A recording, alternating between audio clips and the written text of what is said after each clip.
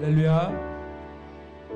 오늘은 예수님이 돌아가시기 직전의 주일로 해서 고난 주일로 함께 우리가 나아가려 합니다. 우리의 삶 가운데에서 하나님의 능력만이 나타나고 그리스도의 보혈만이 나타나야 우리의 삶이 하나님이 원하시는 모습대로 살 수 있음을 우리는 믿어 나아가야 됩니다. 우리 이 시간 함께 기도하며 나아갈 때 하나님, 주님의 말씀 안에서 주님의 은혜만을 구하며 나아가게 해달라고, 주님의 그 십자가를 기억하고 예수님께서 나를 위해서 돌아가셨다라는 그 이유가 정말 나에게 주어지고 나 안에 이루어지게 해달라고, 그래서 그 고난을 나도 함께 동참하며 하나님의 뜻을 온전히 이루는 자 되게 해달라고 주여 삼창 외치고 기도합니다. 주여 주여 주여. 아버지 하나님, 주의 은혜 안에 더 깊이 들어가기 원합니다. 하나님, 오늘은 아버지 하나님, 주님이 아버지 하나님 돌아가시 직전에 아버지 하나님 기념하는 주일로 고난 주일을 저희가 갔습니다. 아버지 하나님, 그냥 우리가 막연하게 하나의 절기로서 아버지 하나님 보내는 고난 주일이 아니고 아버지 하나님의 그 사랑을 기억하고 그리스도의 그 사랑을 기억하고 성령님의 그 사랑을 기억하여서 아버지 하나님 주님을 떠올리고, 아버지 하나님이 왜 고난을 당하셔야 될 수밖에 없었는지, 왜 아버지 하나님에서 은혜 안에서 이러한 사건이 일어날 수밖에 없었는지 아버지 하나님 그 이유를 철저하게 알고 나의 신앙을 아버지 앞에 올려드리며 나의 고백을 주님 앞에 올려드리는 이 한 주가 되게 하여 주시옵소서. 이 시간 주님을 예배합니다. 주님 함께하여 주시옵소서. 이 시간 우리 함께 찬양하겠습니다. 보혈을 지나 하나님 품으로, 보혈을 지나 아버지 품으로, 보혈을 지나 하나님 품으로 한 걸음씩 나아가. 보혈을 지나 보혈을 지나 하나님 품으로, 보혈을 지나 아버지 품으로, 보혈을 지나 하나님 품으로 한 걸음씩 나아가네. 존귀한 주 보혈이 내 영을 새롭게 하시네. 존귀한 주 보혈이 내 영을 새롭게 하네. 우리 함께 말씀을 선포했으면 좋겠습니다. 로마서 6장 6절에서 8절의 말씀으로 예수님께서 왜 십자가 못 박혀 돌아가셨는지에 대한 그런 어떤 마음을 고백하며 이 시간 함께 고백하겠습니다. 시작. 우리가 알거니와 우리 옛사람이 예수와 함께 십자가에 못 박힌 것은 제 몸이 죽어 다시는 우리가 죄의 종노릇하지 아니하려 함이니, 만일 우리가 그리스도와 함께 죽으면 또한 그와 함께 살 줄을 믿노니. 우리 다시 한번 고백합니다.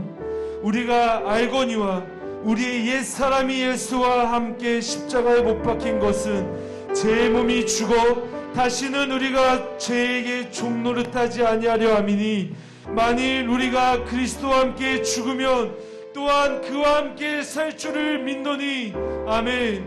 우리 이 시간 다시 한번 보혈의 찬양을 할 때 주님 그 보혈로 말미암아 내가 예수와 함께 죽어서 예수와 함께 살아서 이제는 죄의 종노릇이 되지 않겠다라는 여러분의 신앙 고백으로 이 시간 보혈을 지나 다시 한번 찬양하며 고백하겠습니다. 보혈을 지나 하나님 품으로, 보혈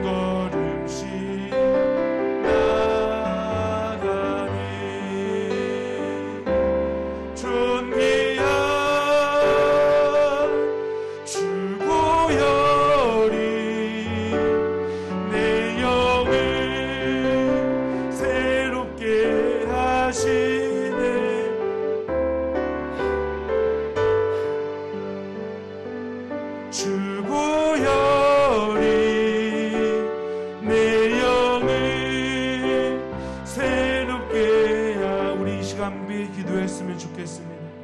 이 시간 기도할 때는 회개 기도를 하려 합니다. 여러분, 주의 보혈 안에서 철저하게 회개 기도를 하셔야 여러분이 여러분 뜻이 아닌 하나님의 뜻대로 살 수 있습니다. 여직 여러분이 여러분 뜻대로 살고 계시다면 여직 여러분 안에서 죄가 해결되지 않았기 때문입니다.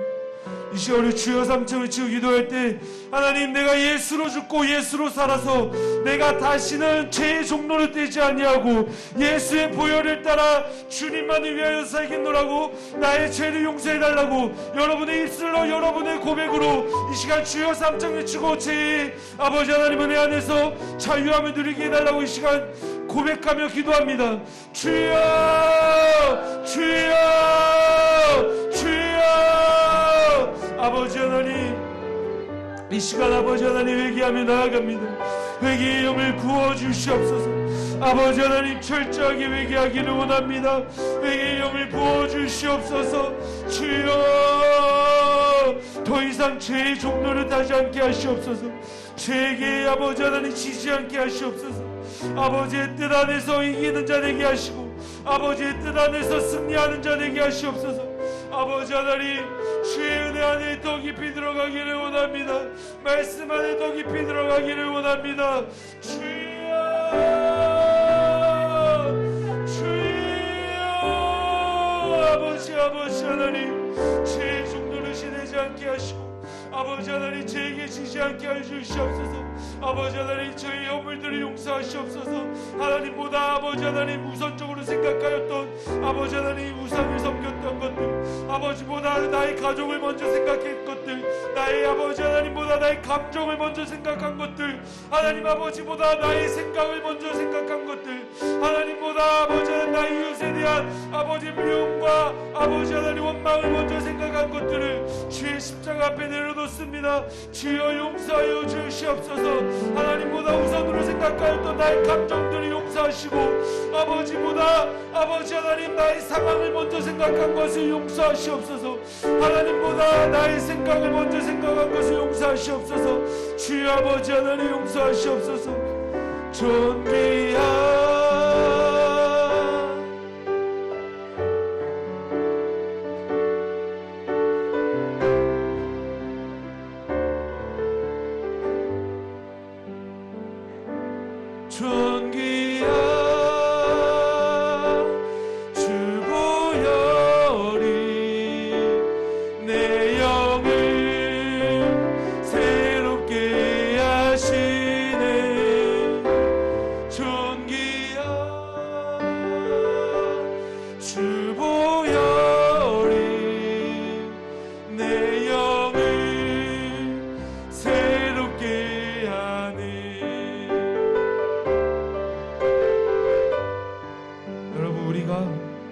하나님 안에서 철저하게 여러분 죄를 고백하여 회개해야 하나님과의 관계가 여러분 안에서 풀어질 줄을 믿으며 나아가셔야 합니다. 그래서 이 시간 다시 한번 보혈을 지나 찬양할 때 하나님, 주의 보혈로 내 영이 새롭게 됨을 믿습니다. 이러한 고백으로 다시 한번 존귀한 주 보혈 찬양합니다. 존귀한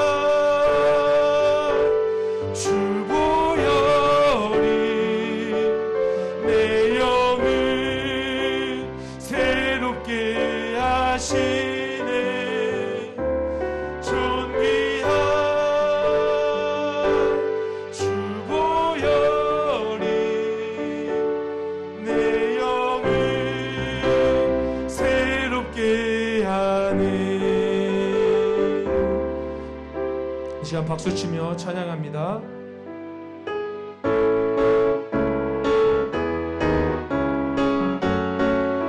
만왕의 왕 내 주께서 만왕의 왕 내 주께서 내 고초 당했나 이 벌레 같은 날 위에 그 보혈을 만왕의 왕 내 주께서 만왕의 왕 내 주께서 내 고초 당했나 이 벌레 같은 날 위에 그 보혈을 십자가 내가 정 볼 때에 나의 맘의 큰 고통 사라져. 오늘 믿고서 내 눈 밝았네. 참 내 기쁨 영원하도다. 주 십자가 못 박힘은 속죄함 아닌가. 그 긍휼함과 그 은혜 말할 수 없도다. 십자가 내가 처음 볼 때에 나의 맘의 큰 고통 사라져. 오늘 믿고서 내 눈 밝았네. 참 내 기쁨 영원하도다. 늘 울어도 그 큰 은혜 다 갚을 수 없네. 나 주님께 몸 맞춰서 주의 일 힘쓰리. 십자가 내가 처음 볼 때에 나의 맘의 큰 고통 사라져. 오늘 믿고서 내 눈 밝았네. 참 내 기쁨 만왕의 왕 내 주께서 만왕의 왕 내 주께서 외고 초당했나. 이 벌레 같은 날 위해 주보여. 만왕의 왕 내 주께서 만왕의 왕 내 주께서 외고 초당했나. 이 벌레 같은 날 위해 그 보혈을 흘렸네. 십자가 내가 처음 볼 때에 나의 맘의 큰 고통 사라져. 오늘 믿고서 내 눈 밝았네. 참 내 기쁨 영원하도다. 주 십자가 못 박힘은 속죄함 아닌가. 그 긍휼함과 그 은혜 말할 수 없도다. 십자가 내가 처음 볼 때에 나의 맘의 큰 고통 사라져. 오늘 믿고서 내 눈 밝았네. 참 내 기쁨 영원하도다. 늘 울어도 그 큰 은혜 다 갚을 수 없네. 나 주님께 몸 맞춰서 주의 일 힘쓰리. 십자가 내가 처음 볼 때에 나의 맘의 큰 고통 사라져. 오늘 믿고서 내 눈 밝았네. 참 내 기쁨 영원한 십자가 내가 처음 볼 때에 나의 맘의 큰 고통 사라져. 오늘 믿고서 내 눈 밝았네. 참 내 기쁨 영원하도다. 십자가 내가 처음 볼 때에 나의 맘의 큰 고통 사라져. 오늘 믿고서 내 눈 밝았네. 참 내 기쁨 영원한 십자가 우리 두 손 들며 여러분 십자가를 생각하기를 원합니다. 예수님의 그 보혈의 피를 기억하십시오. 오늘 믿고서 내 눈 밝았네. 참 내 기쁨 영원하도다. 주 선한 능력으로 안으시네. 그 크신 팔로 날 덮으시네. 절망 속에 흔들리지 않고 사랑하는 주 얼굴 구하리. 주 선한 능력으로 안으시네. 그 크신 팔로 날 붙드시네.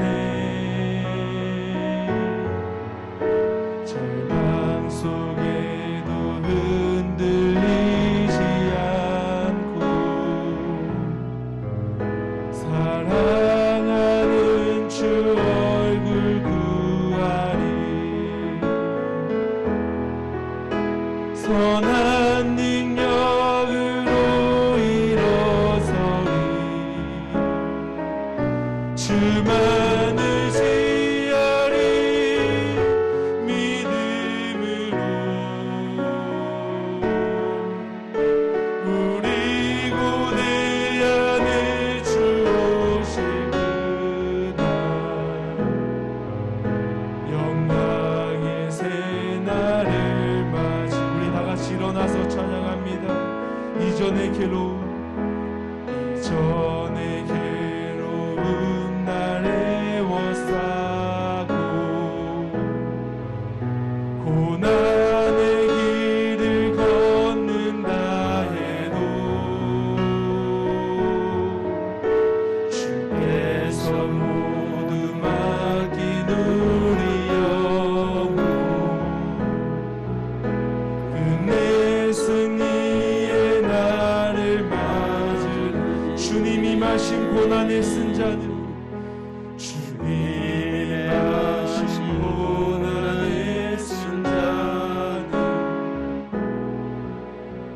우리도 감사하며 받으리 주님의 남 고난 채워가며 예수와 복음 위에 살리 주님이 마신 고난의 쓴 자는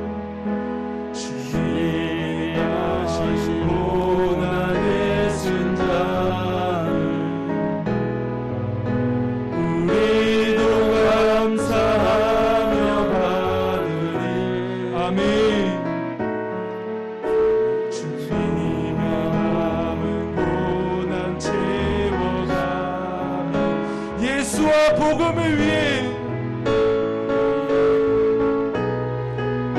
아멘 선한 능력으로 일어서니 주만 의지하리 믿음으로 우리 고대 안에 주 오시구나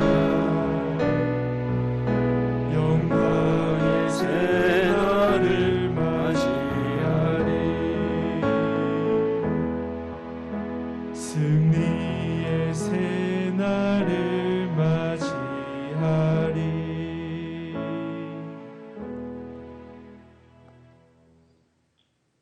우주 만물을 다스리시며 지극히 천하고 낮은 저희들까지 하나님께서 늘 관심을 가지시고 또 인도하셔서 오늘 이와 같이 함께 예배자로 세워주시니 감사합니다.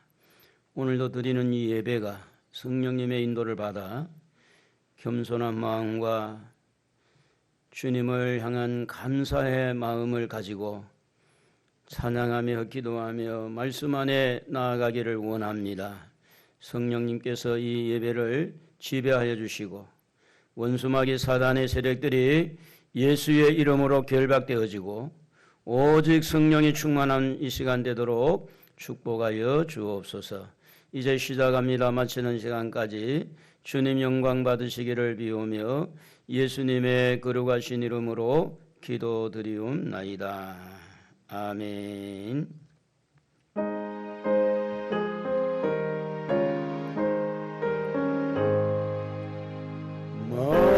만복의 권한 하나님 온 백성 찬송 드리고 저 천사여 찬송하세 찬송 성부 성자 성령 아멘. 나는 전능하신 아버지 하나님 천지의 창조주를 믿습니다. 나는 그의 유일하신 아들 우리 주 예수 그리스도를 믿습니다.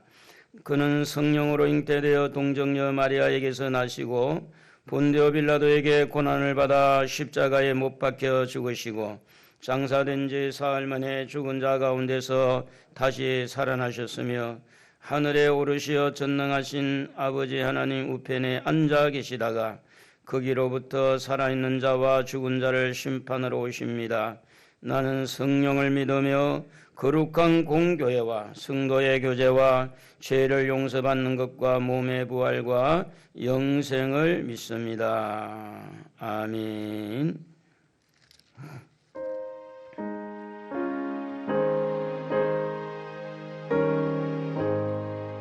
웬 말인가 널 위하여 주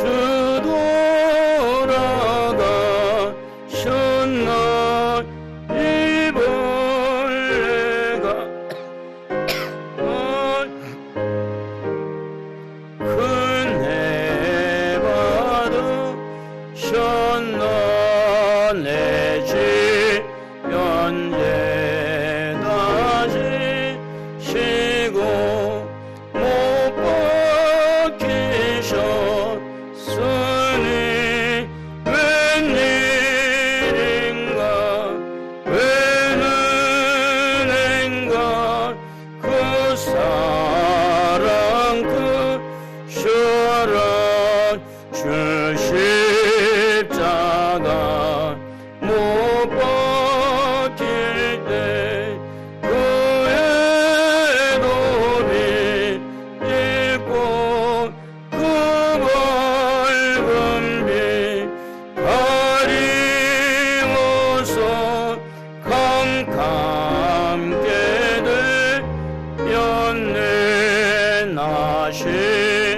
십자가 대한 때에 그 일이고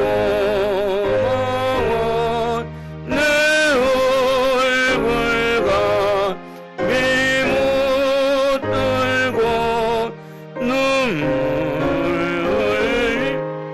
흘리도다 널 울어도 눈물로서 못 갚을 줄 알아 몸 밖에 드릴 것 없어 이 몸 바칩니다.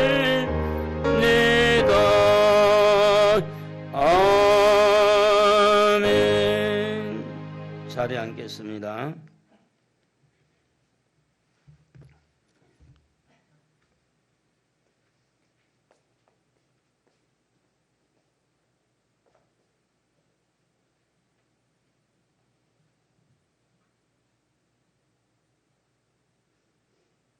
기도하겠습니다. 주님의 사랑과 은혜에 감사를 드립니다. 한 주간도 저희들을 눈동자같이 지켜보아해 주시고 은혜 가운데 살게 하여 주셔서 오늘 거룩한 주일 주님 앞에 나와 기도와 찬양과 예배드리게 하시니 감사를 드립니다. 거룩하시고 정죄하신 하나님 아버지, 우리의 죄와 허물로 인하여 영원히 죽을 수밖에 없는 저희들을 하나님의 자녀로 삼아주시고 늘 은혜 가운데 살게 하시니 감사를 드립니다. 거룩하시고 정죄하신 하나님 아버지, 이 나라 이 민족을 긍휼하게 주시옵소서. 이 나라의 문재인 대통령을 하나님 뜻 가운데 세워주셨사오니 이 나라 경제를 회복시켜 주시고 이 나라 문재인 대통령께 이 나라를 잘 이끌어갈 수 있도록 도와주시옵소서. 사랑과 은혜가 풍성하신 하나님 아버지, 우리 다음세 길을 부흥시켜 주시옵소서. 우리 다음세대께 유치부터 장년배례까지 축복하여 주시고 은혜 가운데 살게 해 주시옵소서. 사랑과 은혜가 풍성하신 하나님 아버지, 우리 다음세대께 아버지 암시어 주님 아버지, 늘 아버지 암시어 부흥의 역사가 일어나게 하시고 부흥의 불길이 일어나게 해 주시옵소서. 사랑과 은혜가 충만하신 하나님 아버지, 우리 다음세대께 병환 중인 성도들도 하루속히 건강을 완전히 회복시켜 주셔서 주님 전에 건강 모습으로 주님 전에 나와 기도와 찬양과 예배드릴 수 있게 주시옵소서. 사랑과 은혜가 풍성하신 하나님 아버지, 우리 다음세대께 지부터 장년부에 이르까지 축복하여 주시고 어린이 1000명의 중고등 청년부를 500명으로 섬기게 하여 주시옵소서. 사랑과 은혜가 풍성하신 하나님 아버지, 이 지역의 많은 백성들, 믿지 않는 영혼들, 교회를 청하지 못하고 방하는 백성들, 죽어가는 백성들을 다음 새끼를 다 보내주셔서 등록하여 평생 정착할 수 있게 하여 주시옵소서. 사랑과 은혜가 풍성하신 하나님 아버지, 이 우리 다음 새끼를 떠난 양들도 회개하고 다시 되돌아오는 역사가 있게 하여 주시옵소서. 사랑의 하나님 아버지, 이 시간 이르는 찬양단위에 축복하여 주시고 아름다운 찬양으로 하나님 앞에 영광 돌리는 찬양이 되게 하옵소서. 시간 단위에 세우신 담임 목사님에게 영육간의 강건함을 허락하여 주시고 말씀 전하실 때에 능력의 말씀, 생명의 말씀으로 전파하게 하옵시며 이 시간 우리 성도님들 많은 은혜 받으시길 바라면서 예수 그리스도의 이름으로 기도드리옵나이다.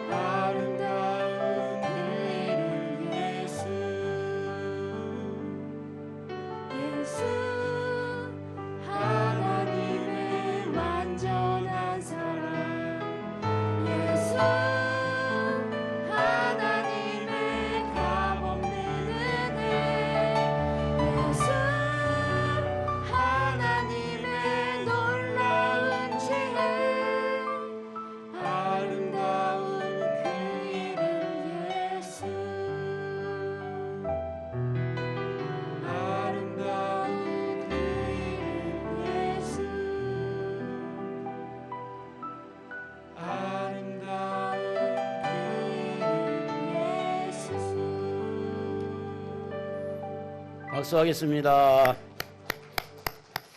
네. 반주보다 오히려 MR이 더 어려운데 감사해요. MR을 따라한다는 게 쉬운 게 아닌데 오늘 하나님의 말씀은 마태복음 9장 9절에서 13절 제가 읽어드립니다. 마태복음 9장 9절에서 13절입니다.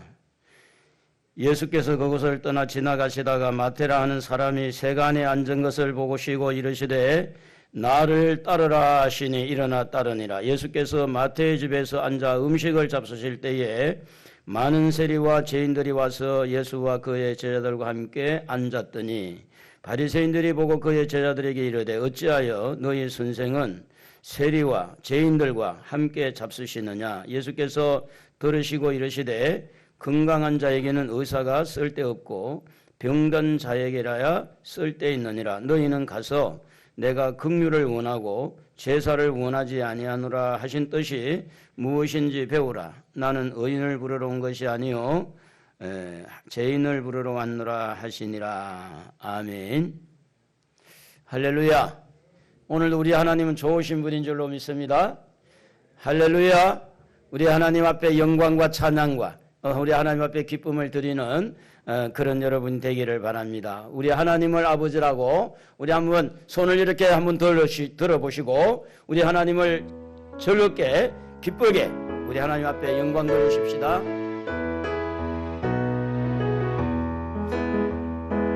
하나님을 아버지라 부르는 자는 좋은 일이 있으리라 많이 있으리라.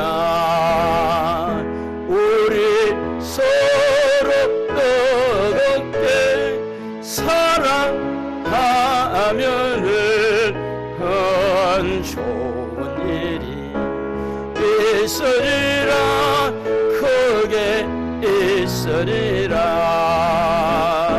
예수님을 구주라 부르는 자는 좋은 일이 있으리라 많이 있으리라. 우리 서로 뜨겁게 사랑하면은 좋은 일이 있으리라 크게 있으리라. 성령님의 인도를 구하는 자는 좋은 일이 있으리라 많이 있으리라. 우리 서로 뜨겁게 사랑하면은 좋은 일이 있으리라 크게 있으리라. 좋으신 하나님 앞에 박수하겠습니다. 할렐루야. 오늘 예배드리기 위해서 이곳에 오신 우리 함께 하신 여러분 환영하고 좋은 일이 일어날 줄로 믿습니다. 우리 옆에 분에게 그렇게 한번 인사합시다. 좋은 일이 일어날 줄로 믿습니다. 좋은 일이 크게 일어날 줄로 믿습니다. 오늘 읽은 말씀 우리 내용을 너무나 잘 아는 내용인데요. 제가 설교를 준비하면서 우리 학생 청년들에게 설교를 좀 같이 만들어 보자. 그래서 제가 두 가지 질문을 이렇게 주었어요. 우리가 싫어하는 사람이 누구인가 하는 겁니다. 어떤 사람이 좀 우리가 싫어하는 사람일까? 이것이 하나의 질문이었고 또 하나의 질문은 그 싫어하는 그 사람을 예수님께서 부르신다면 내가 입장이 좀 곤란할 것 같고 그럼 나는 어떻게 해야 될까? 그런 질문이었어요. 거기에 대한 이제 댓글을 부탁을 했는데 내가 싫어하는 사람은 어떤 사람인가 할 때 상대방을 무시하고 이기적인 사람은 난 싫다라고 이야기했어요. 그 사람을 예수님이 부른다면 내 마음은 어떨까? 이기적이고 상대방을 무시하는 그 사람을 예수님이 부른다면 막 복잡한 감정이 들 것 같다는 거예요. 복잡한 생각이 좀 복잡할 것 같은데 그래도 나 같은 사람도 불러주셨다는 것을 생각할 것 같은다 이런 말을 했어요. 또 하나는 내가 싫어하는 사람은 어떤 사람인가? 정확하지 않는 잡지식을 가지고 그것이 맞다고 우기는 사람. 사실 제가 논리의 뒷바탕이 되는 사실이 아닌 것을 맞다고 우기는 사람을 굉장히 싫어합니다. 상당히 이성적인 이야기죠. 검증되지 않는 걸 자꾸 이렇게 우기는 사람. 그런 사람이 있어요. 안 들었는데 들었다고 그러고 말 안 했는데 했다고 그러고 우기는 사람 있죠. 그런데 그 사람을 예수님이 부르신다면 내 마음이 어떨까? 물론 검증되지 않는 부분에 있어서 맞다고 우기는 것은 명백한 잘못이지만 그런 사람도 분명히 잃어버린 양 중에 한 명일 것이기 때문에 사실은 불쌍한 사람인데 말이에요. 이런 식으로 생각한다면 관점도 다르게 되고 지난주에 목사님을 통해서 들은 말씀도 다시 생각나게 되는 것 같습니다. 긍휼 여기는 마음이 생겨나는 것이죠. 오히려 그에게 좋은 영향을 주고 싶은 마음이 올라와요. 그랬어요. 우리가 싫어하는 사람을 우리가 좋아하고 우리가 좀 이렇게 인정하고 우리가 좀 이렇게 생각하는 사람을 부를 때야 무슨 문제가 있겠습니까? 그런데 내가 굉장히 싫어. 옆에 앉기 싫고 눈도 맞추기 싫고 이런 사람을 예수님이 부른다면 입장이 좀 난처하지 않겠나. 또 하나를 소개하면 내가 싫어하는 사람은 어떤 사람인가? 상사, 내가 무서워하는 상대이고 피하고 싶은 존재이기에 예수님을 조금이라도 전하지 못했는데 그럼에도 예수님이 불러주신다면 너무 감사할 것 같습니다. 자, 예수님이 부른다는 이 말에 대다수의 이 댓글을 올린 우리 학생 청년들의 말이 뭐냐면 폭이 좀 넓어지는 거예요. 생각을 다시 해보는 거죠. 내 관점에서 이렇게 저 사람을 내가 싫어했지만 예수님이 그 싫어하는 사람을 부른다고 할 때 조금은 이제 달리 좀 부드러운 마음, 긍휼한 마음. 그 사람도 죄인이고 나도 죄인인데 같이 주님이 불러주신 것에 대해서 거부감이 약간은 있을 수 있겠지만 그래도 인정해주고 받아들이고 싶어하는 그런 마음들이 좀 열린 것을 우리가 보게 됩니다. 오늘 본문에 나오는 세 종류의 사람이 소개되고 있는데 첫째는 예수 그리스도입니다. 죄인을 부르시는 예수.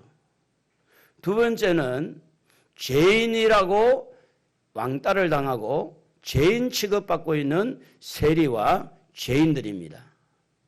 세 번째 부류는 자칭 의인이라고 생각하고 자기들은 상당히 괜찮은 윤리적인 사람, 도덕적인 사람, 상당한 나는 예의도 있고 예절도 있고 나는 상당한 부분에 다른 저런 세리와 죄인들과 같지 않고 말도 공손하게 하고 예쁘게 하고 생각도 이기적이지 않고 또 이렇게 우기지도 않고 고집도 안 부리고 그저 그냥 상대방을 존중해주고 이렇게 좋은 자기 입장에서 볼 때 자기가 의인이라고 생각하는 부류가 소개되고 있습니다.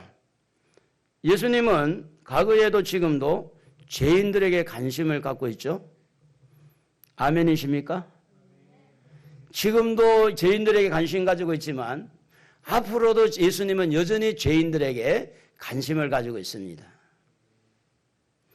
어느 날 우리가 올챙이 시절을 잊어버리고 우리도 예전에 담배 피고 술 먹고 난장판 가운데서 여러 가지 이렇게 하나님 싫어하는 그런 죄인들이었는데 그거 다 까먹었고 이제 예수님의 말씀으로 또 성령으로 이렇게 정화되고 조금 이렇게 우리가 조금 괜찮은 사람 됐다고 죄인들을 거부하게 되어지면 우리의 관점하고 예수님의 관점이 포인트가 달라질 수 있다는 겁니다.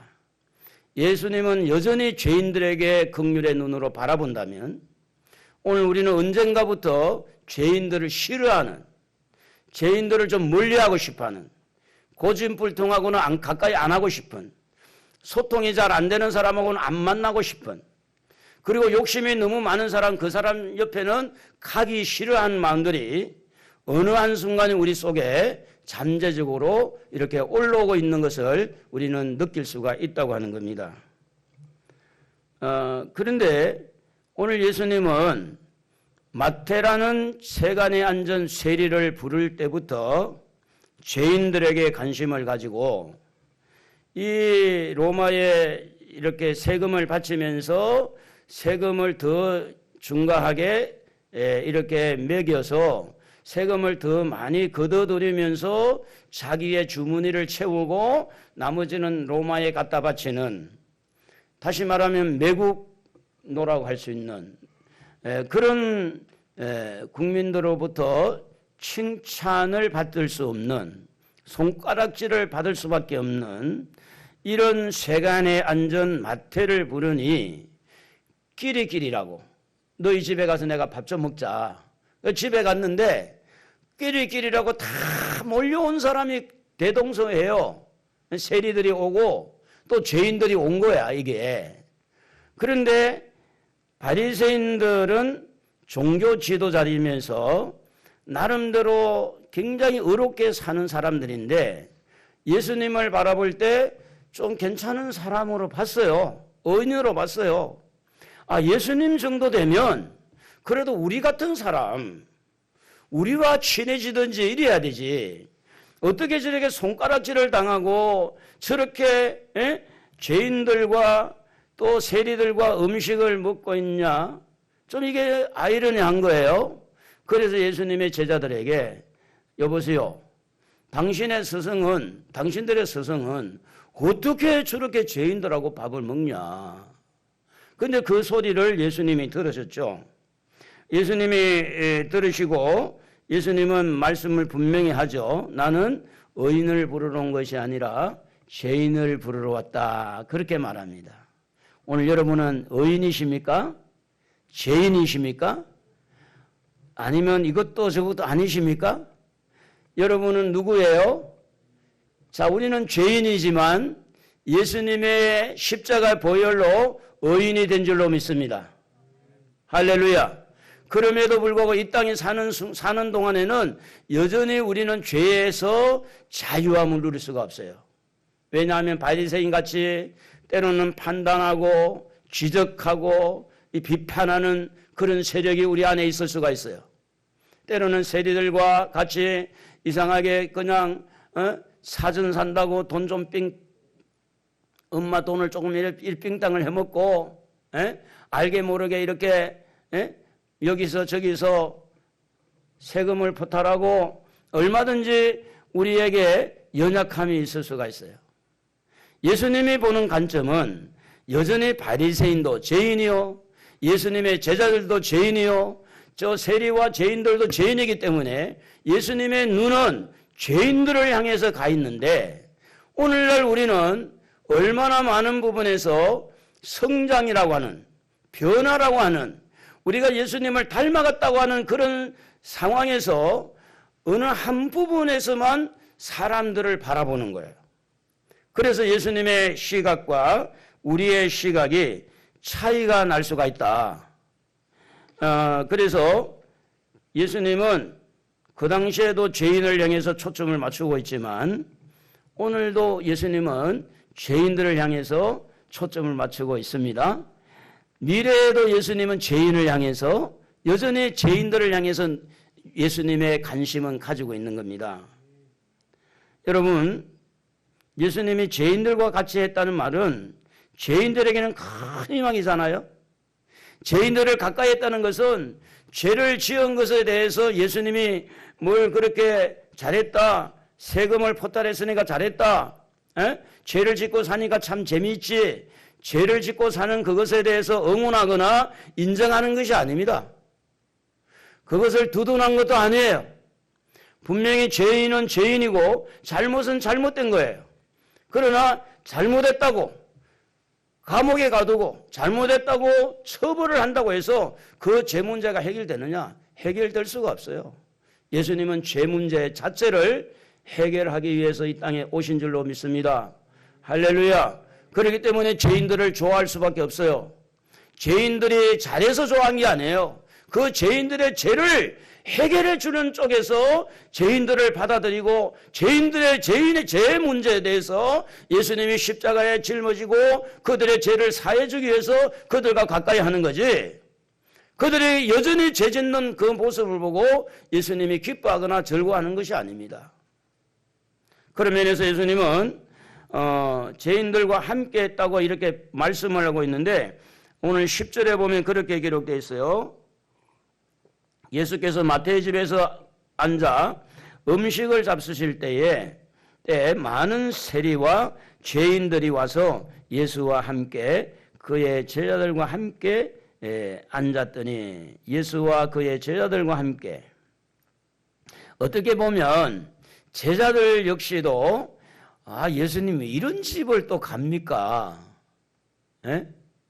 그래도 좀 이렇게 정직하고 좀 진실하고 고집 부리지 않고 이기적이지 않고 뭔가 이렇게 배려하고 뭔가 이렇게 좋은 일을 하는 사람을 찾아가야지. 이거 뭐 다 소문나고 이거 다 사람들이 싫어하는 이 집에 뭐 가서 꼭 밥을 먹어야 되냐. 이 제자들까지도 그 부분에 대해서 크게 호응을 안 할 수도 있어요. 그런데 이제 이런 모습을 본 바리새인들은 무엇이 못마땅했느냐 하면 예수님에 대한 가치 또 자기들에 대한 가치를 굉장히 어렵게 본 겁니다. 물론 예수님은 어려운 분이죠. 그런데 자기들도 어려운 사람인 줄로 착각을 한 거죠. 그래서 그들의 가치에 그들의 기대에 못 미친 모습을 보고 왜 저럴까? 자, 오늘 우리 사회에 이런 문제들이 비일비재 지금 일어나고 있지 않습니까? LH 사건도 모두 다 욕심의 문제요. 이기심의 문제요. 자기만을 이렇게 자기중심의 문제가 결국은 LH 사건도 이렇게 터지게 만든 겁니다. 서울시장, 부산시장 이렇게 보궐선거를 하는데 어떻게든지 상대방의 죄를 폭로해서 어떻게든 상대방의 어떤 길을 꺾어서 그 말은 뭐냐면 내가 돼야 되는 자기중심이죠. 이기심이죠. 세상이 이런 몰골이에요. 이런 몰골. 그런데 예수님은 그런 자를 부르는 거예요. 그런 자를 향해서 같이 가서 밥 먹자는 거예요. 그 집에 들어가서 그 사람뿐 아니라 떼거리로 몰려온 죄인들과 함께 밥을 먹고 담소를 나누고 그들에게 희망과 용기를 주려고 하는 그 예수님의 그 마음은 오늘날 우리가 LH 사건을 보고 무슨 서울시장을 부산시장을 놓고 온갖 이렇게 자기들 당, 자기 사람, 자기 중심으로 똘똘 뭉쳐있는 이런 어떻게 보면 손가락질을 당할 수밖에 없죠. 그러니까 이런 부분에서 우리는 귀찮은 거고 관심도 안 갖고 싶고 뉴스도 보기 싫고 그런데도 불구하고 예수님은 그런 죄인들을 향하여 관심을 갖고 있으니 우리는 다시 한번 우리 자신의 마음과 우리 자신의 가치관을 수정하거나 조금 이렇게 조정을 해볼 어떤 그런 기회가 되었으면 좋겠다 하는 겁니다. 그러면 사람들이 싫어하는 자들, 사람들이 멀리하는 자들을 예수님께서 부르실 때에 예수님은 죄인들을 부르시는 그 마음, 어떻게 사람들이 싫어하는데 왜 예수님은 그 사람들을 부를까? 예수님 마음은 도대체 무슨 마음일까? 라고 볼 때 오늘 우리는 지난주에 말씀을 드렸듯이 긍휼을 누리는 자, 예수님은 내가 긍휼을 원하고 오늘 그렇게 성경은 기록하지 않습니까? 13절에 내가 긍휼을 원하고 제사를 원하지 않는다는 말씀이 나와요. 예수님의 마음에 무엇이 있기 때문에 사람들이 싫어하고 사람들이 멀리하고 싶은 그 사람들을 주님은 관심을 가지고 그들을 만나고 그들을 이렇게 부르시느냐. 마태야, 나를 따르라. 마태는요, 세간에 앉아 있어요. 아직 자기의 죄 문제가 해결되지 않았습니다. 마태는 여전히 죄 가운데 빠져 있는 겁니다. 예수님과 같이 식사하는 사람들, 죄인들, 세리들 여전히 죄 가운데 세금을 이렇게 포탈하고 이렇게 걷어들이 가지고 남기고 여전히 죄를 짓고 사는 사람들이에요. 이 사람들이 무슨 회개를 했습니까? 잘못했다고 지금 용서를 구했습니까? 아무것도 안 했어요. 아무것도 안 했어요. 그런데도 불구하고 예수님이 그들을 부르신 것은 예수님 자체적으로 그 죄인들 자체를 바라보는 긍휼함, 불쌍히 여기는 마음이 있기 때문에 그들을 부르셨다는 거예요. 그들을 불렀다는 겁니다. 여러분, 우리가 이해를 잘 돕기 위해서 예수님을 이렇게 믿고 따랐던 사도 베드로, 이 베드로는 십자가에서 예수님이 못 박혀 돌아가실 때 멀리 이렇게 멀찍이 와서 불 쬐고 있다가 여자 조그만 꼬맹이 여자들이 당신도 예수님의 제자 아니냐 이렇게 물어볼 때 예수님을 3번이나 부인한 사람입니다. 모른다는 거예요. 나 예수 모른다. 도대체 그 사람이 누구냐? 전혀 모른다는 게 거짓말쟁이죠. 예수를 믿으면서 안 믿는다는 거짓말이잖아요. 예수를 알면서 모른다는 거짓말이잖아요. 거짓말을 한 것을 예수님이 모를까요? 알죠. 만약에 여러분 예수님의 마음에 긍휼한 마음이 없었다면 어떻게 베드로를 받아들이겠어요? 긍휼한 마음이 없으면. 여러분, 또 하나는 사도 바울이라는 사람이 다메섹까지 쫓아가서 예수 믿는 사람 잡아서 가두고 예수 믿는 사람을 적극적으로 반대하는 사람.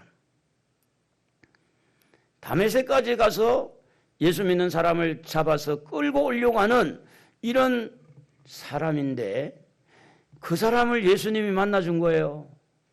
이 바울의 마음에는 씩씩거리고 이렇게 화가 나 있고 예수라는 예수자 말만 나오면 열받는 사람입니다. 너 예수 믿어 잡아 죽인다는 거예요. 예수 믿는 사람만 지금 두들겨 패고 싶고 죽이고 싶고 지금 속에서 그냥 예수라는 말만 들으면 열이 막 이렇게 올라오는 사람이 바울이라는 사람이 사울, 예전에 이름은 사울인데, 근데 예수님의 마음이 긍휼한 마음이 없었다면 뭐 때문에 그런 사람을 만나주겠어요? 바울이 예수를 찾아서 만난 게 아닙니다. 예수님 너 만나고 싶습니다 해서 만난 거 아니에요. 예수님을 적극적으로 반대했는데도 불구하고 예수님이 그를 찾아가신 것은 무슨 마음이냐? 예수님 안에는 긍휼한 마음이 있어서 그런 거예요. 오늘 예수님의 마음이 여러분 공의로운 마음만 있었다면 우리는 벌써 지옥불에 떨어집니다. 그런 예수님 마음에 긍휼한 마음이 있어서 우리가 가끔 시험에 들고 힘들면 때로는 불평도 하고 원망도 하고 때로는 짜증도 내고 연약함이 있는데도 불구하고 오늘 우리 여기까지 주님께서 불쌍히 여기고 우리를 이끌어 주신 것은 순전히 그분의 안에 있는 긍휼 때문에 우리를 여기까지 인도하신 줄로 믿습니다. 여러분, 하나님은 긍휼히 여길 자를 긍휼히 여기잖아요. 하나님의 긍휼은 하나님의 선한 뜻이라 그래야 되죠. 선한 뜻. 자, 기준이 하나님의 긍휼의 기준을 두는 거하고 잘못한 것에 기준을 두는 거하고 이 기준이 어디에서 시작이 되느냐가 굉장히 중요한 거예요. 우리는 무슨 이야기를 할 때 그 사람의 잘못을 놓고 이야기를 많이 합니다. 이렇게 해서 잘못됐고 저렇게 해서 잘못됐고 그러니 당신은 잘못됐다. 잘못이라는 문제만 거론을 해서 잘못의 기준을 두고 이야기가 되어지는 경우가 많습니다. 그러나 엄마가 이제 그 속에 들어와요. 아니면 아버지가 그 속에 들어와요. 엄마나 아버지는 잘못된 데 기준을 두지 않습니다. 이 아이가 어떻게 잘못된 데서라도 희망을 잃지 않고 좌절하지 않고 세상으로 빠지지 않고 지금 너무나 잘못되었지만 이 아이가 잘 되기를 원하는 어머니와 아버지의 마음에는 무슨 마음이 있느냐면 아이를 향한 긍휼한 마음이 있는 거예요. 긍휼한 마음이 있기 때문에 대화가 달라요. 말이 달라요. 분명히 아이가 잘못했어. 잘못되어 있어요. 아주 나빠. 교도소 가야 되고 이 아이는 너무 정말 구제불능일 수 있어요. 그런데 엄마의 마음은 이 아이가 군대를 가더라도 교도소를 가더라도 애가 변화되기를 기대하고 불쌍히 여기는 마음이 있는 거예요. 너 대신 내가 감옥에 가줄게. 그럴 수 있는 것이 바로 엄마고 아버지예요. 하물며 우리 하나님이 창세기 3장에 보면 선악과를 따먹고 난 다음에 여자의 후손을 약속할 때 하나님의 긍휼에서 시작이 된 거예요. 그래서 여자의 후손이 뱀의 후손의 머리를 상하게 한다는 이야기는 뭐냐면 예수님의 십자가를 엄두에 두고 하나님의 긍휼을 표현한 거죠. 그런데 여러분, 자칭 의인이라고 하는 이 사람들에게는 긍휼이 필요 없습니다. 자기의 행위, 자기의 의로움, 자기의 어떤 성과, 자기의 업적, 자기의 어떤 덕스러움, 예의, 예절, 윤리적인 도덕적인 자기가 잘한 것을 자꾸 의롭다고 말을 하니까 그게 걸려든 사람은 다 그게 반한 사람은 죄인이 되어버린 겁니다. 그래서 바리새인들에게는 예수님이 볼 때 그들에게는 긍휼함이 필요가 없었어요. 그러나 다른 사람에게 손가락질을 당하고 왕따를 당하고 무시를 당하고 사람 대우를 못 받는 죄인들과 세리들에게는 주님의 긍휼이 필요했어요. 여러분, 우리가 언제 회개가 됩니까? 정말 내가 잘못했습니다. 그건 이성적으로 이론적으로는 가능해요. 정말 가슴을 찢으면서 통곡을 하면서 정말 하나님 앞에 눈물을 흘릴 수 있었던 것은 그분의 긍휼함에 내 심령에 와닿는 이런 죄인인데 주님은 나를 불쌍히 여기는구나. 그때의 눈물이 쏟아지는 거예요. 어떤 사람이든 하나님의 긍휼이 필요한데 그런데 어떤 사람은 긍휼을 모르는 긍휼에 관심이 없는 사람이 너무 많아요. 여러분 안에 하나님의 긍휼이 여러분 심령성 깊이 깊이 젖어들기를 주의 이름으로 축복합니다. 그러면 여러분 살아납니다. 살아나요. 우리에게 연약함과 허물이 있다 할지라도 우리에게 여전히 변화되지 못한 모습, 우리 안에 여전히 이기적이고 자기중심적이고 세상적인 여전한 연약함이 내 안에 있다 할지라도 우리는 이것이 기준이 되면 안 돼요. 우리에게 기준은 하나님의 긍휼이 되어야 될 줄로 믿습니다. 우리에게 어려움이 아무리 있다 할지라도 그것이 기준이 되면 안 돼요. 하나님의 긍휼의 기준이 되도록. 왜냐하면 하나님은 우리에게 긍휼을 베풀기를 원한다는 거죠. 그리고 이제 이 예수님의 마음, 무슨 마음이 있기에 이런 죄인들을 불렀을까?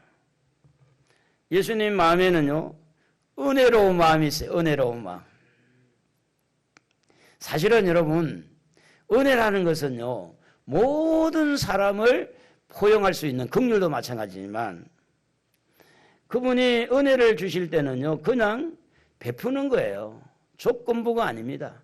우리가 사랑이라고 하는 단어를 볼 때 아가페라는 단어는 그냥 주는 사랑이잖아요. 모성애나 부성애처럼 예수님을 반대했던 사도 바울의 고백을 들어보면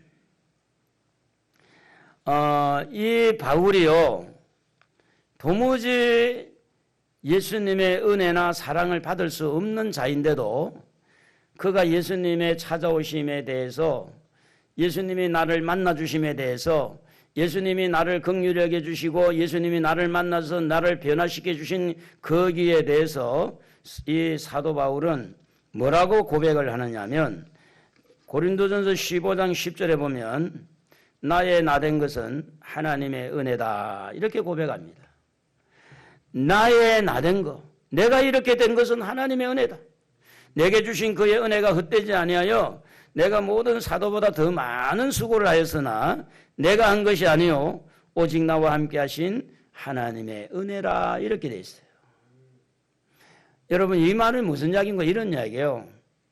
은혜를 너무 크게 받다 보니까 너무 큰 은혜를 받다 보니까 그분을 위해서 일하고 싶었어요.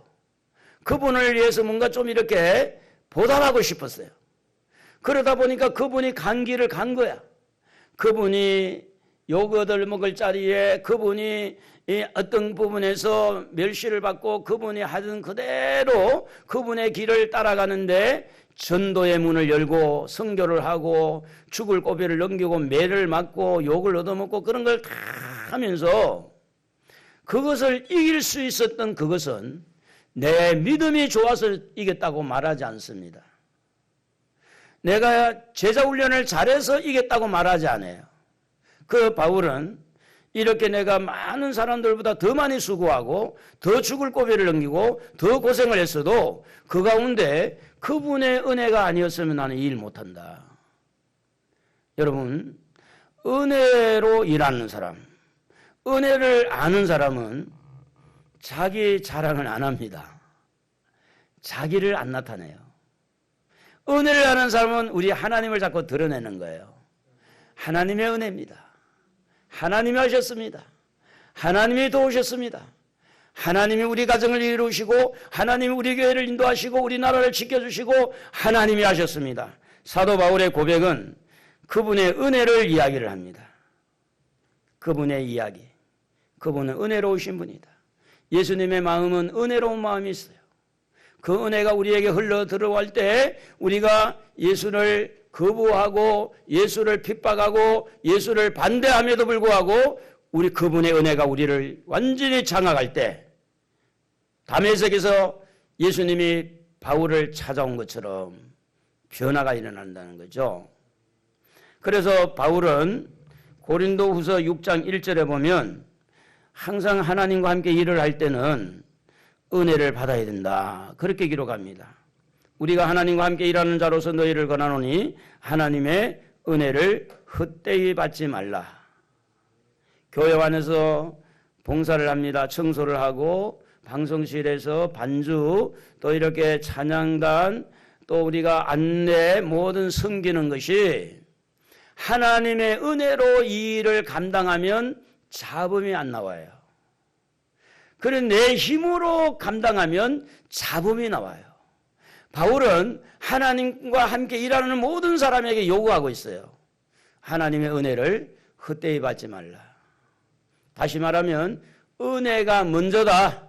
은혜를 받아야 된다. 은혜를 받고 일을 할 때 일이 재미가 있다. 그렇게 말을 하는 거예요. 에베소 3장 7절에도 보면 이 복음을 위하여 그의 능력이 역사하시는 대로 내게 주신 하나님의 은혜의 선물을 따라 내가 일꾼이 되었노라. 하나님의 은혜 때문에 내가 일꾼이 됐다는 거죠. 하나님의 은혜의 통로가 예수 그리스도를 통해서 우리에게 온 거예요. 십자가에서 죽으신 건 뭡니까? 하나님의 은혜의 통로입니다. 십자가에서 우리가 용서받는 것이 뭡니까? 하나님의 은혜의 통로예요. 아멘이십니까? 아멘입니까? 여러분 은혜로 용서받는 거예요. 여러분 뭘 잘해가지고 용서받는 게 아니에요. 그러므로 죄인이 하나님의 은혜로 믿음도 선물을 받고 우리가 예수를 믿습니다. 나는 예수 믿습니다. 한번 해볼까요? 나는 예수 믿습니다. 예수 믿는다고 이야기하는 것도요, 보면 주님이 내게 은혜를 주셔서 고백을 하게 만드는 거죠. 신앙 고백도. 코로나19로 인해서 많이 어렵잖아요. 이런 어려운 가운데서 하나님의 은혜에 자꾸 집중하면 뭐가 말이 달라져요. 생각이 달라져요. 어렵다, 어렵다. 이제는 죽을 지경이다. 전부 다 믿음 아닌 말, 부정적인 말. 이제는 틀려먹었다. 이제는 끝났다. 전부 다 그거는 자기 힘에서 나온 이야기죠. 하나님의 은혜의 맛을 아는 사람은요, 아무리 어려워도 하나님은요, 우리에게 은혜로우신 분이라 은혜를 주시기 때문에 길이 하나님 편에서는 길이 있는 줄로 믿습니다. 말이 달라요, 말이. 그래서 사실은 우리가 어떤 어려움을 당할 때 말을 가만히 들어보는 게 좋아요. 내가 무슨 말을 하는가? 또 생각을 한번 점검해 보기 좋아요. 어려움을 당할 때 내 생각이 무슨 생각이 많아지는가에 대해서 검증할 필요가 있습니다. 그래서 은혜를 받으라는 거예요. 은혜를 받으면 생각이 달라져요. 은혜를 받으면 말이 달라져요. 그래서 은혜를 헛되이 받지 마시고 은혜 받을 만한 때에 은혜 받는 일에 집중하기를 주의 이름으로 축복합니다. 할렐루야. 그러므로 하나님의 은혜가 있기에 우리 하나님은 욕심이 많은 사람도 부를 수가 있죠. 하나님 쪽에서 은혜가 강하기 때문에 이기적인 사람도 부를 수가 있죠. 하나님의 은혜가 너무 많기 때문에 이중적인 인격자도 부를 수가 있어요. 하나님의 은혜가 강하기 때문에 돈 좋아하고 돈만 밝히는 사람도 부를 수가 있다는 거예요. 아이고, 저런 사람 안 불러야 돼. 그게 아니고, 우리 하나님은 은혜가 많기 때문에 누구든지 저를 믿는 자는 멸망하지 않고 영생을 얻는다. 누구든지 다 부를 수가 있는 거예요. 그러므로 사랑하는 성도 여러분, 예수님은 하나님의 은혜의 전달자다. 우리도 하나님의 은혜의 전달자가 되시기를 바랍니다. 그러려면 우리가 은혜를 받아야 된다는 거죠. 하나님의 일은요, 하나님의 은혜를 받은 사람이 일을 해야 돼요. 찬양도요, 은혜를 받은 사람이 찬양하면 은혜로워져요. 설교도요, 은혜를 받은 사람이 설교를 하는 거예요. 그냥 하는 게 아니에요. 하나님의 은혜의 극치, 클라이막스, 하나님의 은혜 최고의 봉우리는 뭐냐면 십자가입니다. 오늘 우리가 종려주일을, 고난주간 이제 시작이 됐는데 오늘 고난주일이라고 하고 종려주일이라고 그러잖아요. 이 십자가의, 예수님의 십자가의 도는 하나님의 은혜의 극치입니다. 최고의 클라이막스. 하나님의 은혜가 뭐냐? 예수님의 십자가를 바라봐라. 하나님의 은혜가 뭐냐? 십자가에서 무슨 일이 일어났는지를 한번 묵상해봐라. 하나님의 은혜에 깊이 우리는 스며들 수 있고 그 은혜의 우물을 팔 수가 있다고 하는 겁니다. 그러므로 십자가의 도는요, 세례를 얼마든지 부를 수가 있고 죄인들을 얼마든지 용서할 수 있는 십자가의 도가 있는 겁니다.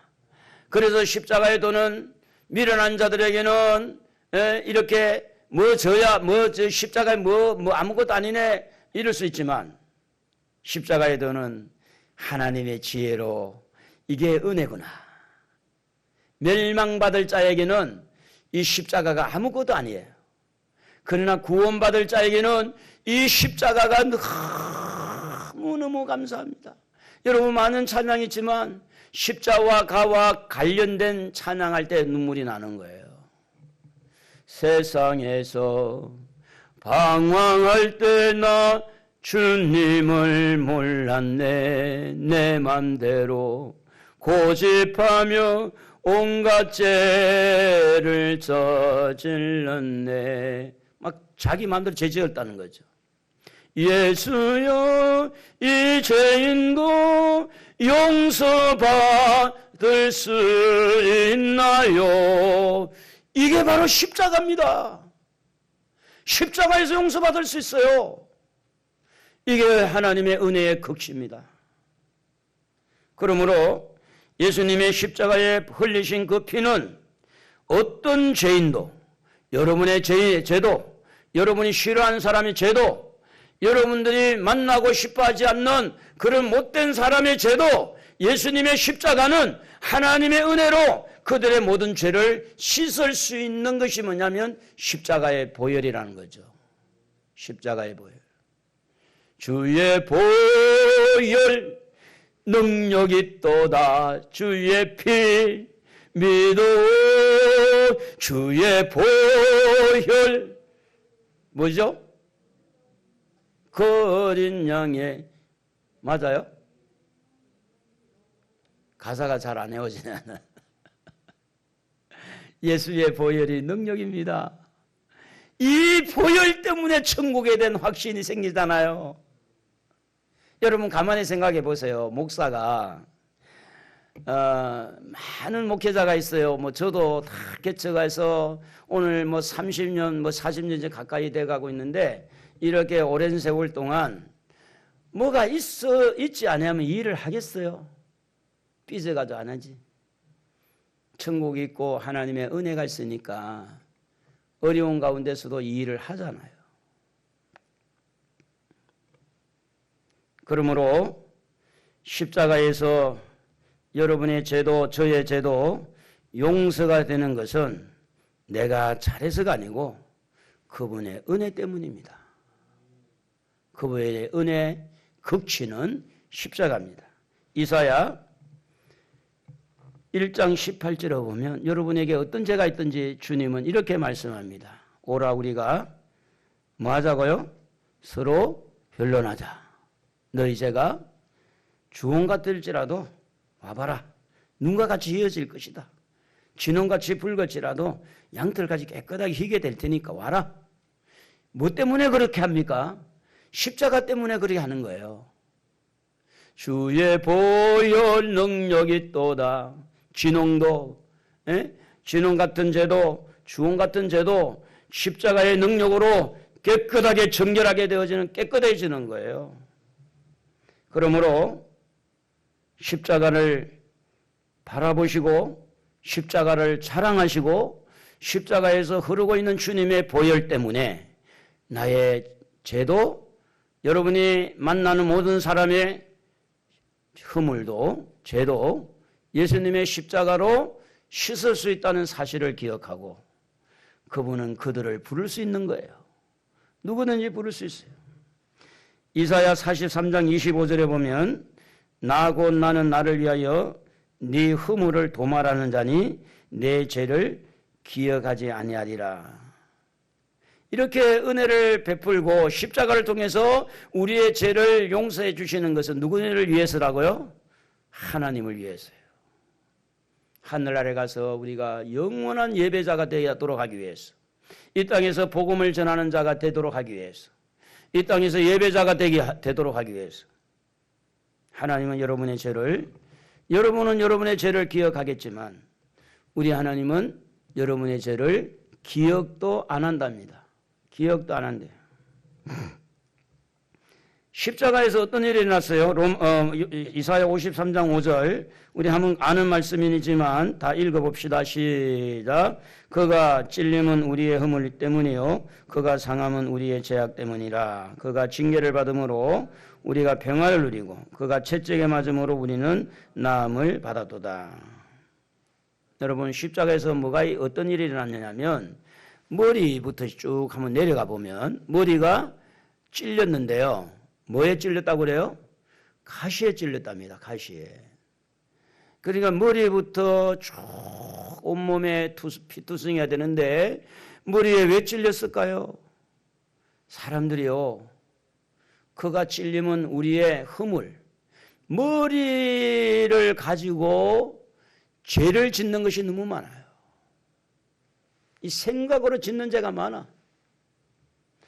예수님께서 그가 찔리면 우리의 허물, 그가 상하면 우리의 죄악 때문이라 그랬는데 왜 머리에 예수님이 가시에 찔렸을까요? 바로 내가 머리를 가지고 생각을 가지고 지은 죄, 그거 감당하시려고. 조금 내려오면 이제 심장이 찔렸잖아요. 심장. 마음으로 지은 죄가 또 얼마나 많아요. 마음. 창에 찔렸잖아요. 심장이 터져서 온몸의 피와 물을 다 쏟아냈잖아요. 마음으로 짓는 죄.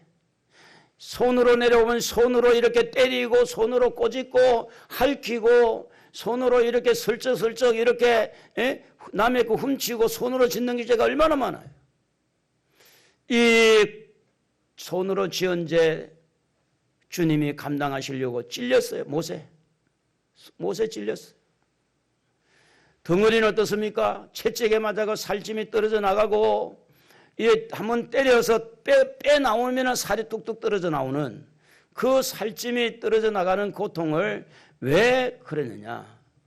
우리의 등에는 죄의 짐을 지고 있잖아요. 그 등에 있는 죄짐을 벗어 버리도록 하기 위해서 주님이 그렇게 고난을 당하신 거죠. 여러분 내려오면 발이 또 못에 찔렸잖아요. 우리가 걸어다니면서 또 죄를 많이 짓습니다. 행동으로 짓는 죄. 이런 죄를 감당하기 위해서 주님은 가시에 찔리고 못에 찔리고 창에 찔리고 이렇게 찔리신 것은 십자가에서 다 일어난 건데 이게 하나님의 은혜의 극치라는 거죠. 하나님의 은혜. 그러므로 죄를 용서할 수 있는 주님의 십자가의 도가 있기 때문에 죄인을 부르는 거예요. 이 사람도 부르고 저 사람도 부르는 거예요. 여러분도 부르신 이유가 여러분의 죄를 십자가에서 다 용서할 수 있는 은혜가 있기 때문에 여러분을 부르신 거지, 여러분의 죄를 용서할 수 있는 능력이 안 되면 뭐 때문에 부르겠어요? 그래서 이사야 53장 6절에 보면 우리는 다 양 같아서 그릇 행하여 각기 제 길로 갔거늘 여호와께서는 우리 모두의 죄악을 예수님에게 담당시키셨도다. 할렐루야. 예수님은요 우리의 죄를 짊어지고 우리 하나님 앞에 우리 죄를 짊어지고 십자가에서 죽으신 거예요. 여러분의 죄, 저의 죄. 그렇기 때문에 예수님은 지금도 죄인들에게 관심을 가지고 여러분 주변에 여러분이 싫어하고 여러분이 거부하고 여러분이 만나고 싶지 않는 어떤 사람이라도 예수님은 그들을 부를 수 있어요. 그러니 우리가 예수님 부르는 길, 세례요한처럼 길을 좀 잘 닦아주는 게 좋아요? 막는 게 좋아요? 잘 닦아주는 게 좋지. 그래서 여러분을 통해서 예수님께서 여러분 주변의 사람을 부를 수 있으니 여러분이 어떻게 하든지 여러분에게 마음에 상처를 주는 사람도 또 여러분에게 여러 가지 여러분 마음을 아프게 한 사람도 그들을 예수님 마음으로 긍휼히 여기고 그들을 먼저 내가 손을 내밀어서 화해를 하고 그들을 불쌍히 여겨서 그들을 예수님 앞으로 인도하는 그런 세례요한이 예수님의 길을 예비한 것처럼 예수님이 잘 부를 수 있도록 여러분들이 예수님하고 좀 이렇게 사이좋게 좀 협력 좀 합시다. 할렐루야. 예수님은 원하는데 여러분은 싫어하고 예수님은 부르고자 하는데 여러분은 안 부르고 그게 뭐예요 그러면? 여러분은 은혜 받은 사람들인데. 그래서 하나님께서는요 우리의 죄를 예수님께로 옮겨준 것처럼 우리가 전도해야 할 대상자들 다시 예수님께서 부르실 그들을 예수님 앞에 나오면 그들의 죄를 예수님에게로 옮겨주는 거죠. 그래서 우리는 죄에서 자유함을 누릴 수 있는 겁니다. 죄에서 자유를 얻게 함은 보혈의 능력, 보혈의 힘, 죄에서 우리가 자유를 얻게 됩니다. 그러므로 예수님은 어떤 강팍한 죄인이라도 순수하지 못한 자라도 정직하지 못한 자도 욕심꾸러기도 주님은 부르실 수가 있어요. 왜 저런 사람을 부를까 그러지 말고 누가복음 5장 32절에 보면 예수님께서 의인을 부르러 온 것이 아니고 죄인을 불러 회개시키려 왔노라 이렇게 말합니다. 예수님 불러서 가만히 놔두지 않습니다. 불러서 눈물 흘리게 합니다. 감동받게 합니다. 사랑이 뭔지를 알게 해요. 용서가 뭔지를 알게 해요. 그러면서 내 잘못을 회개하고 하나님 앞에 용서를 구하면서 눈물 콧물 흘리면서 회개할 수 있는 기회를 성령께서 말씀을 통해서 길을 열어준다는 거죠. 불러놓고 괜찮아가 아니에요. 주님은 불러서 죄를 회개시킬 수 있는 능력 또한 주님에게 있는 줄로 믿습니다. 할렐루야. 그러므로 우리가 어떻게 주님의 부르심에 응할 수 있을까요? 우리는요, 이 노래를 한번 불러보면 좋겠어요. 다 같이 한번 아시니까 후렴만. 내 모습 이대로, 내 모습 이대로. 해봐요 한번. 시작. 내 모습 이대로 주 받아주소서. 날 위해 주 가신 주 날 받아주소서. 약한 모습 그대로, 죄인된 모습 그대로, 부족한 모습 그대로 주님 받아주십시오. 주님에게 가면 주님은 십자가가 있잖아요. 주님에게는 능력 있잖아요. 해결이 다 됩니다. 그래서 여러분 고린도 전서 1장 26절에 보면 형제들아 너희를 부르심을 보라. 육체를 따라 지혜로운 자가 많지 아니하며 능한 자가 많지 아니하며 문벌 좋은 자가 많지 아니하도다.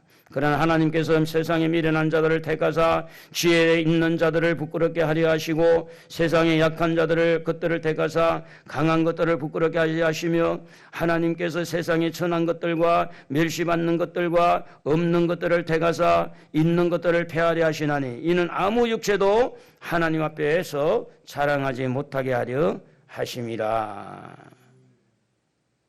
일자 무식자도 어떠한 자도 주님과 손잡으면 사람이 능력자가 되고 변화자가 되고 이 땅에 희망을 주는 자가 될 수가 있는 거예요.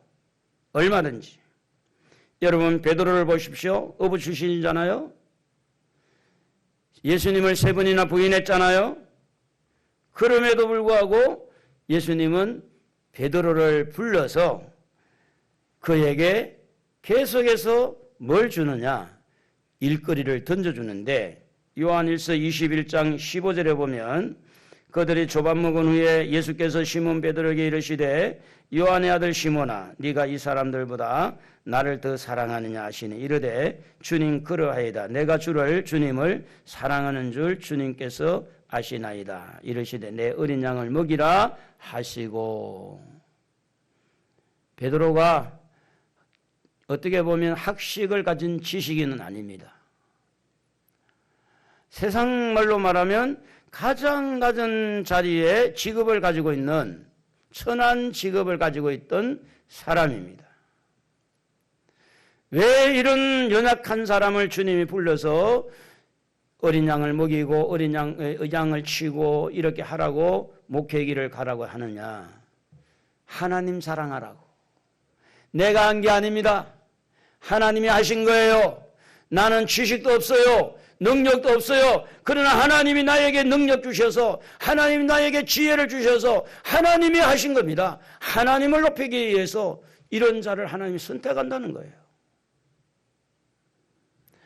사랑하는 성도 여러분, 내게 아무런 능력이 없다고 너무 실망하지 마시고 내게 있는 능력으로 하지 말고 하나님이 주신 능력으로 일을 한다면 모두에게 희망이 있는 줄로 믿습니다. 할렐루야. 그러므로 오늘 이 말씀을 마무리를 하면서 우리가 싫어하는 사람, 정말 우리가 이렇게 좀 달갑지 않게 여기는 우리의 이웃들을 주님이 부를 수 있구나. 그러면 우리는 주님 편에 서야 됩니다. 주님 편에, 내 편에 서지 말고 내 편에 서면 너무 믿고 싫고 거부하고 싶지만 우리가 주님 편에 서면 주님의 마음을 닮아가요.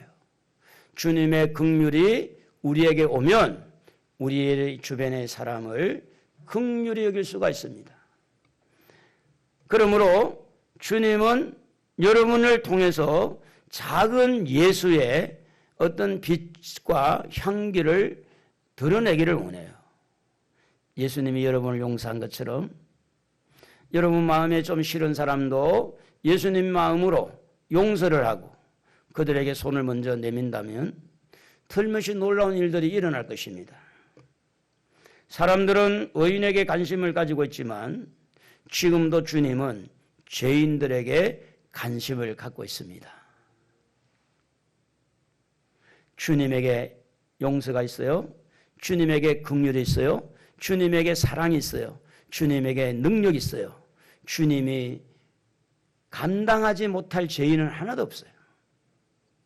오늘 이렇게 죄인을 향해서 주님은 지금도 마음 아파하고 죄인을 구박하고 비판하고 판단하는 것이 아니라 그 죄인들에게 어떻게 긍휼을 베풀고 어떻게 그 죄인들을 회개시켜서 살릴 것인가에 대해서 그래서 마태를 부르시고 세리들과 죄인들과 음식을 나누었다는 말은 오늘 우리의 생각, 우리의 삶의 패턴을 약간 수정을 할 필요가 있지 않겠나.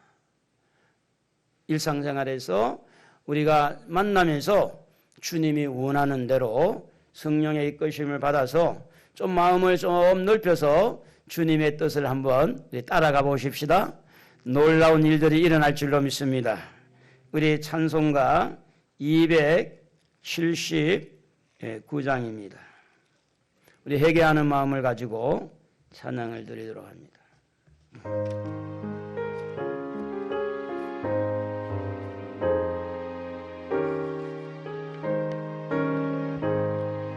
인내하신 구세주여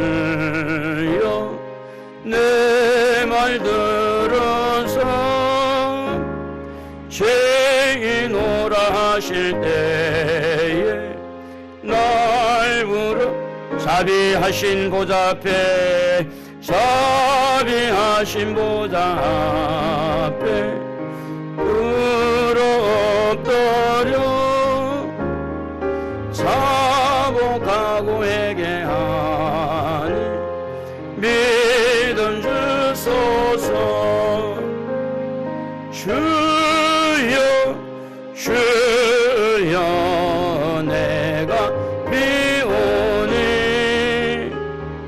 죄인 오라 하실 때에 날 부르소서. 주의 공로지하여 주께 가오니 상한 마음을 고치시고 구원하소서. 만복하는 우리 주여 만복하는 우리 주여 위로하소서. 우리 주와 같은 신이 어디 있을까. 주여 주여 내가 비오니 죄인 오라 하실 때에 날 부르소서. 우리 이 시간에 기도하기를 원하는데 여러분이 드린 헌금 믿음으로 드리오니 하나님 받아달라고 먼저 기도하시고 여러분의 사업장, 직장, 여러분의 가정에 하나님의 긍휼을 베풀어 달라고 기도하세요. 그리고 이 시간에 우리가 기도할 것은 우리 주변에 많은 사람 만나고 어떤 일 때문에 머쓱하고 어떤 일 때문에 정말 우리가 마음의 좀 상처 때문에 만나기 어려운 그런 사람을 축복합시다. 그런 사람하고 대화하기 어려운 그런 사람을 축복하고 하나님께서 그들을 불러달라고 우리가 먼저 하나님께서 그들도 부르시기를 원합니다고 적극적인 기도가 필요합니다. 우리 주여 세 번 부르고 기도합니다. 주여 주여 주여. 하나님 아버지 은혜를 감사합니다. 드린 헌금 주님 받아주옵소서. 예물을 주님께서 받으시고 직장과 사업장에 은혜를 허락하여 주옵소서. 특별히 가정과 직장과 사업장에 하나님의 긍휼이 필요합니다. 하나님의 자비가 필요합니다. 긍휼을 베풀어 주셔서 사업장도 잘 되게 하시고 직장도 하나님 성성장구하게 하시며 가정도 행복한 가정 이룰 수 있도록 도와주옵소서. 하나님 아버지, 이 시간에 기도합니다. 우리 주변에 아버지 하나님 만나기가 좀 싫고 또 우리가 이렇게 여러 가지 마음의 상처 때문에 우리 마음에 혹시 미운 사람이 있다면 우리가 그들을 먼저 용서하기를 원하고 그들이 주님 앞에 얘기하고 돌아오기를 원합니다. 그들을 불러주시옵시고 그들을 품어주시고 주님의 긍휼과 주님의 자비와 주님의 사랑으로 그들을 품어주셔서 참으로 하나님 기뻐하는 귀한 아버지 복된 삶을 살아갈 수 있도록 은혜를 허락하여 주옵소서.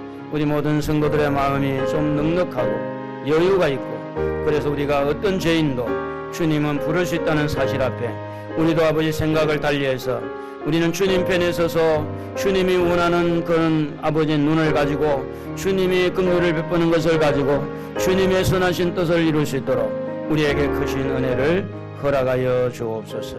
예수님의 이름으로 기도드리옵나이다. 하나님 아버지 감사합니다. 귀한 예물을 주님 앞에 드리오니 받아주시고 11조와 감사와 또 주정헌금 하나님께서 각종 감사를 이름 없이 또 드린 무명의 손길 하나님 꼭 기억하여 주시고 생활의 넉넉함과 또 사업과 직장의 풍성함을 허락하여 주옵소서. 오늘도 하나님의 말씀을 듣고 하나님께서 원하시는 그 마음이 무엇인지를 깨달았사오니 우리 주변의 모든 사람에게 전도의 문이 열렸다는 사실을 기억하고 우리가 예수의 좋은 모습으로 예수님을 닮아가는 아름다운 모습으로 복음을 전하는 저희들 되게 하여 주옵소서. 상처받아서 때로는 마음에 여러 가지 힘들고 또 이렇게 싫고 그런 연약한 마음이 있어서 주님 앞에 기도하고 그 모든 기도를 들으시고 주님의 마음으로 충만하고 성령으로 충만하고 말씀으로 충만해서 자기도 이기고 세상도 이기고 오직 예수님만 드러내는 우리 모두가 되도록 축복하여 주옵소서. 예수님의 거룩하신 이름으로 기도드리옵나이다. 아멘. 우리 교회 소식란을 봅니다. 좀 어려운 강고인데 이제 내일부터 한 주간 우리 고난주간을 지내잖아요. 하루에 한 끼 아침을 하든 점심을 하든 저녁을 하든 하루에 한 끼를 금식을 하는 거예요. 금식을 하고 주님이 나를 위해서 고난당하신 것을 묵상하는 거. 그냥 금식만 하면 아무 의미가 없어요. 금식한다는 건 배고픔을 이기는 거거든요. 이 배고픔을 이기는 건 만만치 않습니다, 여러분. 연세가 좀 있는 분들은 밥심으로 사는데 이게 이제 한 끼를 안 먹으면요, 굉장히 좀 그 감당하기가 어려워요. 주님이 십자가를 지실 때 배고픔의 문제는 아무것도 아니잖아요. 주님은 나를 위해서 이런 고생을 했는데, 고통을 당했는데, 내가 조금 힘들어도 하루에 한 끼는 금식을 하자. 아멘 해봅시다. 아멘. 아멘. 네, 좀 어려운 강고지만 주님의 고난에 동참한다 이 마음을 가지고 하루에 한 끼 금식을 하고 그리고 할 수 있으면 금요일은 하루 종일 금식을 하면 더 좋은데 일단 그 잘 어려운 사람은 하루 한 끼 금요일까지도 그래서 한 끼에 5,000원 우리가 이런 뭐 아주 가격이 싼 밥을 사 먹어보면 한 5,000원 나가잖아요. 그래서 그걸 계산해서 이렇게 우리가 일주일 동안 6끼를 내가 먹었다. 그러면 하나님 앞에 그 금액으로 감사를 드리고 금식을 하면서 기도하면 그 사단의 결박이 풀어져요. 여러분의 가정을 묶고 있는 사단의 결박이 풀어진다. 성경에 보면 풀어져요. 놀라운 일들이 일어나요. 금식을 하면 기도할 때 여러분의 저주의 세력들이 풀어지고 길이 열리는 거예요. 이게 헛수고가 아니에요. 그냥 연례 행사가 아니고 이렇게 하면서 기도할 때 여러분의 가정이나 사업장이나 여러분의 삶을 어렵게 하는 악한 영들이 떠나가는 거예요. 금식이 제일 좋은 것은 이 사탄이 그냥 힘을 못 쓰는 거야. 금식을 하면. 그래서 조금 어렵더라도 하루에 한 끼 금식을 해서 주일날은 금식 헌금으로 하나님 앞에 드리면서 소원을 가지고 이렇게 해서 살아계신 하나님이 이번에 어떤 우리에게 은혜를 주신구나 이런 것들을 경험해야 좋아요. 그 은혜를 받아보면 더 하고 싶은 거야. 더. 그래서 가정예배도 소중하게 여기고 지금은 코로나 시대라 가정예배를 살려야 여러분이 삽니다. 가정예배를 자꾸 이렇게 노력해야 돼요. 그래서 가정예배 잘 들으시고 우리 기도 제목 한번 쭉 읽어보겠습니다. 새해 기도 제목 건강의 복을 누리게 하소서. 자신 건강, 가족 건강, 기도의 복을 누리게 하소서. 영적인 복을 누리게 하소서. 은혜의 심령으로 예배의 기쁨을 누리게 하소서. 재정적인 복을 누리게 하소서.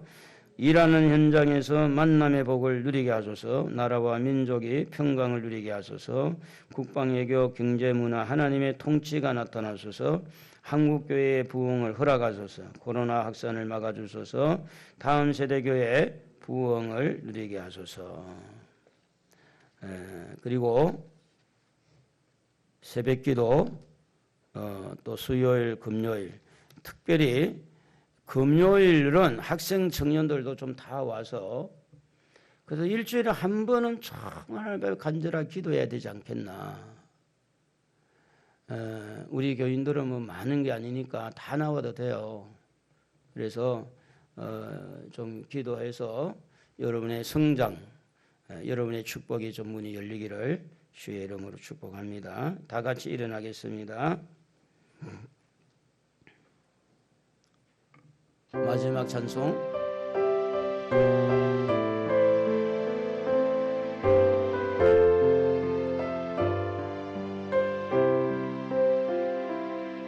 주님 다시 오실 때까지 나는 이 길을 가리라. 좁은 문 좁은 길 나의 십자가 지고 나의 가는 이 길 끝에서 나는 주님을 보리라. 영광의 내 주님 나를 맞아 주시리.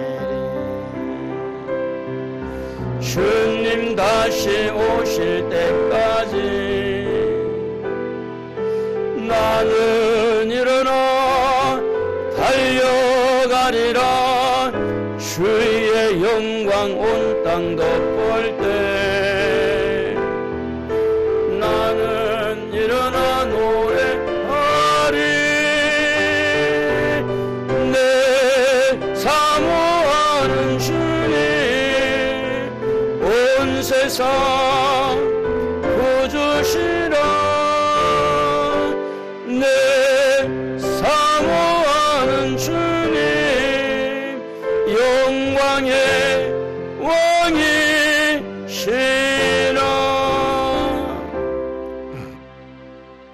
세상을 이기신 또 세상을 향한 긍휼하심이 계신 예수 그리스도의 은혜와 우리 아버지 하나님의 사랑과 성령님의 감동감화 교통하심이 우리 다음 세대 교회와 모든 성도들과 또 이렇게 기도하는 그 모든 소원들 위에와 여기 함께한 우리 성도들과 또 인터넷 통해서 예배하는 모든 성도들 가정 위에 이 나라 이 민족 위에 이제부터 영원토록 함께 있을지어다.